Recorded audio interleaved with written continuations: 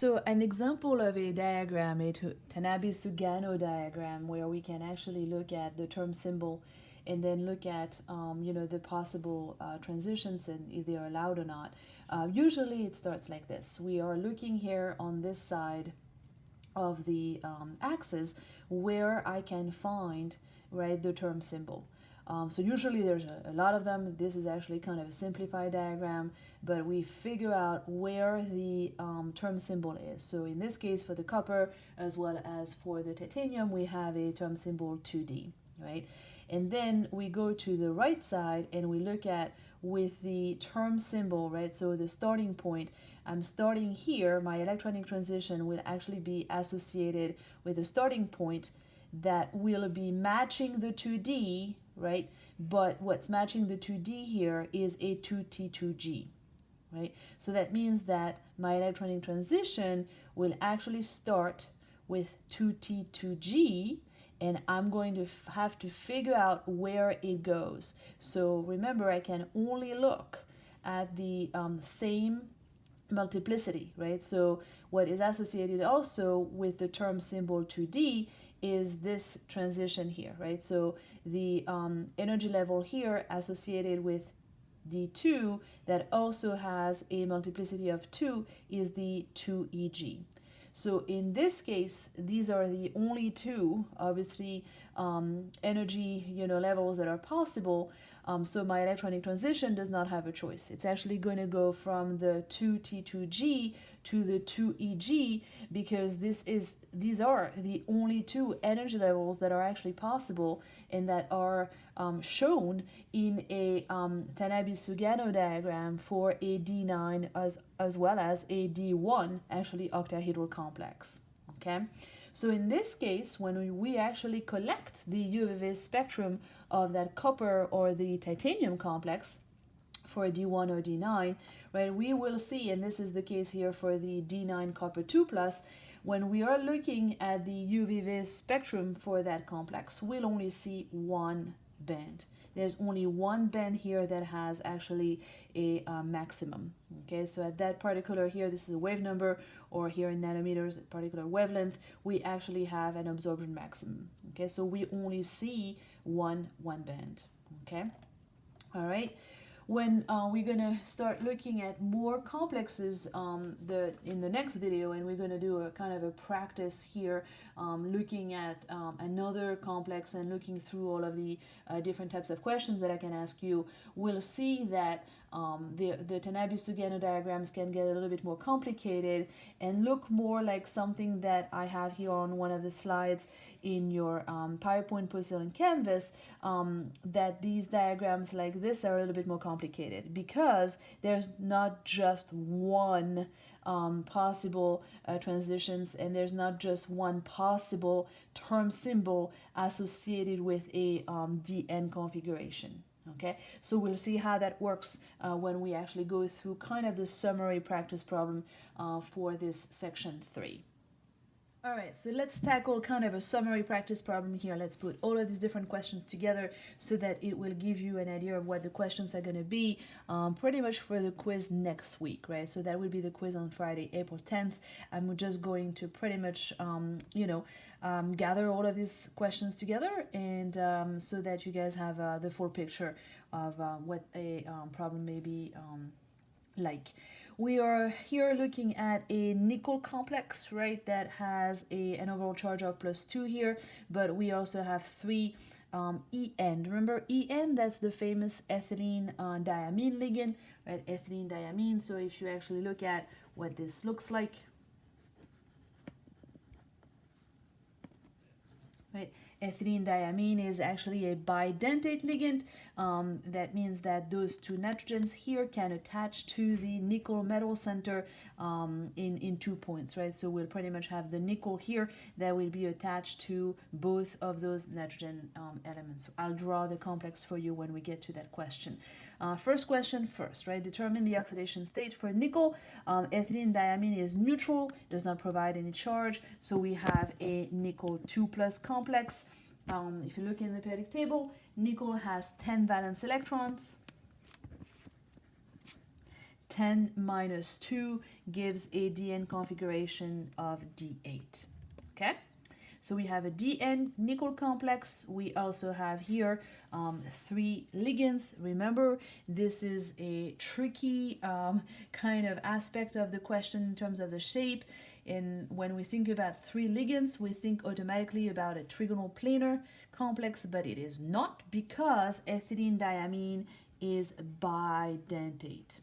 Right? So because it's bidentate, each of the ethylene diamine will produce, well, not produce really, but will actually provide 2 points of attachment. So 2 points of attachment times 3, that gives you 6 points of attachment. Therefore, you're actually going to have an octahedral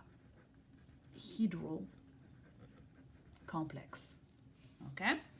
How do we draw this octahedral complex, right? So I always kind of draw the framework first for an octahedral complex, and then it's kind of easier to put the 2 nitrogens, I'm sorry, this is a nitrogen, not a hydrogen, that are associated with the ethylene diamine, and then I keep pretty much building without forgetting that my nitrogen won't be happy here if I don't add, right, the 2 hydrogens per nitrogen.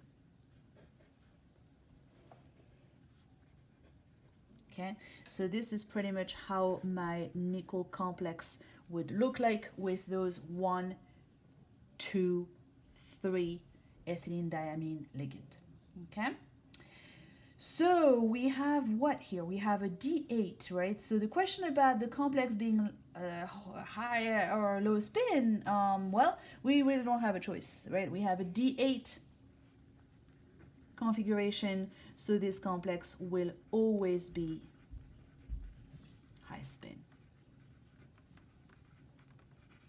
Okay, so how do we draw the splitting of the diatomic orbitals for an octahedral crystal field? 1, 2, 3, 1, 2, T2G, EG, and then we have to place 8 valence electrons. 1, 2, 3, 4, 5, 6, 7, 8. Okay, so my T2G set is completely full. I have 3 pairs of electrons, and my EG set is only halfway full, right? I only have 2 unpaired electrons there. Okay. Next question, the term symbol for nickel in this complex, right? So remember, we have to go back to Ml. We have 5 atomic orbitals. The Ml values vary from +2 all the way to -2, and I have again 8 electrons. 1, 2, 3, 4, 5, 6, 7, 8. Okay. Based on that, I can actually move on and calculate what the total or resultant spin quantum number is like. Remember, +1/2 -1/2 cancel each other out. +1/2 -1/2 cancel each other out. +1/2 -1/2 cancel each other out. I only have here left 2 electrons, and they each have the spin up. As a matter of fact, right, whenever you have 1 electron, the first electron that you put in an atomic orbital is actually, it has the spin up, right? So 2 times 1/2 is 1. Therefore, my multiplicity, 2s plus 1, is 2 times 1 plus 1, and that's 3, right? So that little number 3 here, my multiplicity will go as the left superscript in my term symbol. Okay, what about L? So we have to go back, right? Remember, L is the resultant orbital magnetic quantum number, right? So we have to actually, the angular momentum quantum number, I'm sorry, we have to look at how many electrons we have in each of these ML levels, right? So 2 electrons in the +2, +2 electrons in the +1, +2 electrons in 0, +1 electron in -1, +1 electron in -2. Okay, so 0 times, obviously 2 is 0. 2 minus 2 cancel each other out. So L is what? 2 times 2 is 4. 4 minus 1 is 3. So for L equal 4, I have a ground term F. I'm sorry, for L equal 3, I have a ground term F, right? So my term symbol, I have a multiplicity of 3, and I have a ground term that is F. So my term symbol will actually be 3 and F. Okay? All right. So the last question, using the Tanabe Sugano diagram, and these diagrams are always going to be provided to you, right? They all look the same from configurations D1 all the way to the configuration D10, right? Well, I should say this a little bit differently. In an octahedral field, all of the Tanabe Sugano diagram will be the same for a D1 configuration. They will all be the same for a D4 configuration. They will all be the same for a D8 configuration, okay, in an octahedral crystal field, okay? So if we look at an example of a Tanabe Sugano diagram, right, that for which you have the slide here posted on Canvas, what do they look like?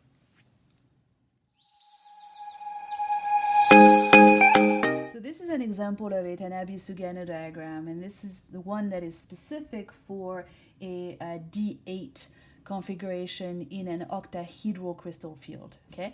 They pretty much all look the same. The only thing that changes in a Tanabe Sugano diagram is pretty much, you know, the term symbol here as well as what those symbols here are, okay? But they all look the same. Those are the different energy level, right? So you go pretty much up in energy, and the starting point is always at the base here at the origin, okay? So to answer the last question for that first problem, which is using the Tanabe Sugano diagram, predict how many absorption bands will be seen in the UV-Vis spectrum for the nickel 2+ complex. The first thing that we have to look at is, well, first of all, can I actually make sure that I determine the correct term symbol? Because on a test, I'm going to have to give you the Tanabe Sugano diagram, and if you do not see the term symbol here, which is 3F that we just determined, that probably means that you've made a mistake somewhere, right? Or maybe you're looking at the wrong diagram if I give you more than one, okay?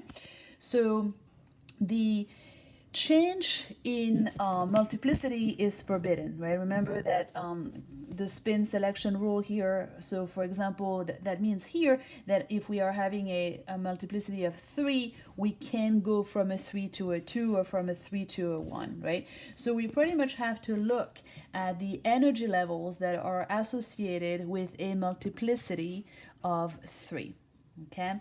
So here, right, we have the energy level 3A2, we have the energy level 3T2, we have the energy level 3T1, and we have the energy level 3T1 also, okay? What's important to realize, right, is that if my term symbol here is 3F, I have to actually look directly across it, that first pretty much where I'm starting with, right, what I'm starting with and where I'm starting from is here the energy level 3A2. So in all of the possible transitions, I'm going to start with 3A2 and I'm going to go from 3A2 to somewhere else. So this is my starting point here associated with my term symbol 3F. From 3A2, I can then go to another energy level that also has a multiplicity of 3. So the one that comes right after 3A2 that also has a multiplicity of 3 is the 3T2. So my first possible and allowed transition will actually be from a 3A2 to the 3T2. I also have two other energy levels that are associated with a multiplicity of 3. That means what? That means that I can have a second electronic transition going from the energy level 3A2. Remember, that's my starting point. It will stay as my starting point, 3A2 to 3T1. That's my second electronic transition. My third electronic transition will go from a 3A2 to the 3T1 here, but that 3T1 here will have to distinguish the two. They're not the same, because this 3T1 here is associated with the same term symbol 3F. This 3T1 here is associated with actually the term symbol 3P.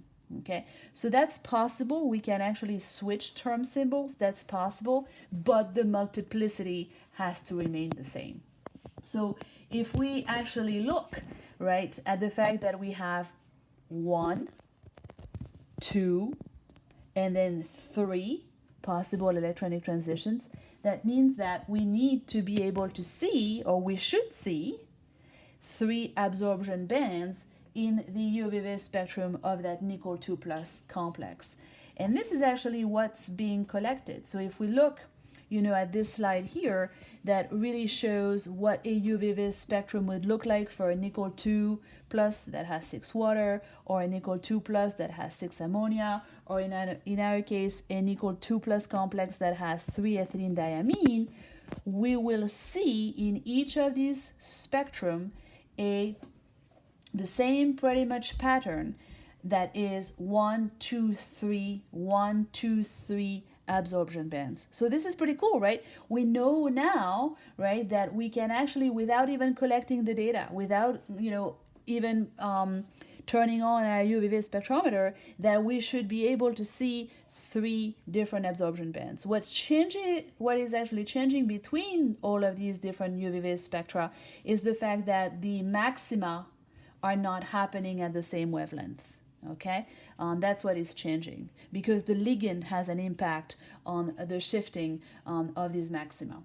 Okay, so if we actually go back and kind of wrap up this practice session here, if you look at the second here point that is mentioned on the page 20, we know that we have 3 absorptions on the nickel with the 3 ethylene diamine.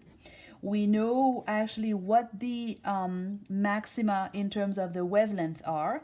Now we need to be able to assign those electronic transitions that we determined to the 3 different wavelengths. Okay, so remember, we determined, right, that there were 3 possible transitions, right? 3A2 to 3T1, 3A2 to 3, I'm sorry, this was a 3T2, first one. The second one was a 3T1, and then the third one was also a 3T1, but this one here is coming from the 3F, and this one here, it was coming from a 3P, okay? So remember, those are the 3 electronic transitions that when we looked at the Tanabe Sugano diagram, start with the 3A2, go to the 3T2, 3A2, 3T1, 3A2, 3T1, okay? Remember here, when we looked at the Tanabe Sugano diagram, the 3T1 here was the highest one in energy. So when we go, right, from a 3T2 to a 3T1, my energy increases, right? This here is at a higher energy level than the one right here, okay? So how do we actually relate? Because now I have to assign every single one of these transitions to a lambda max, right? So to a wavelength, to the maximum wavelength, right? So remember from a previous course, right, and we even talked about this a little bit, when we are relating the energy and the wavelength, energy and wavelength are inversely proportional. When one goes up, the other one goes down, right? Okay? So if they are inversely proportional, right, that means that if we have the highest energy here, highest energy means lowest wavelength, right? So if this is my highest energy, that means that this transition here is associated with the absorption that has the lowest wavelength, okay? So if the energy goes up, that means that the wavelength goes down, right? They are inversely proportional, which means that my highest energy here, the electronic transition that will require the highest energy, would be associated with the lowest wavelength. So this transition here, if we actually number them, my transition here, my third transition, will be associated with my lowest wavelength. My lowest, so my transition here, one that required the least amount of energy, will be associated with the highest wavelength, which is 900 nanometer. And then obviously the one in the middle will be 550 nanometers. Okay? High energy, lowest wavelength.